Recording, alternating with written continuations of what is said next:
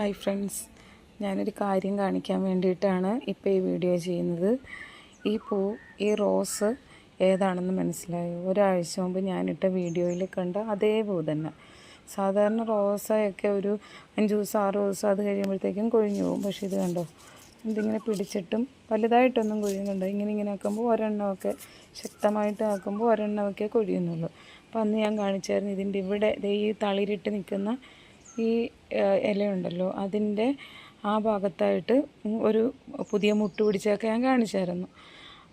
അപ്പം ഇതിനകത്തുള്ളൊരു അതിശയം എന്ന് പറഞ്ഞാൽ, ഈ പൂ പിടിച്ചപ്പോഴേക്കും ഞാൻ ഭഗവാന്റെ കൃഷ്ണൻ്റെ ഫോട്ടോ ഉണ്ട്, അപ്പോൾ അവിടെ വെക്കാമെന്ന് ഞാൻ വിചാരിച്ചായിരുന്നു. പിന്നെ ഞാൻ വിചാരിച്ചു വേണ്ട, ഇതിപ്പോൾ വിരിഞ്ഞല്ലേ ഉള്ളൂ, അതിപ്പോൾ അപ്പോൾ ഫോട്ടോയിൽ വെച്ച ഒരു ദിവസത്തേക്കല്ലേ അതിരിക്കും, ഇതാകുമ്പോൾ ഒരാഴ്ചയൊക്കെ നിൽക്കില്ല എന്നൊക്കെ ഓർത്ത് അങ്ങനെ ഞാൻ അതുകൊണ്ടാണ് ഞാൻ ശരിക്കും പറഞ്ഞാൽ ഇത് മുറിച്ച് പോകാനും വെക്കാണ്ടിരുന്നത്.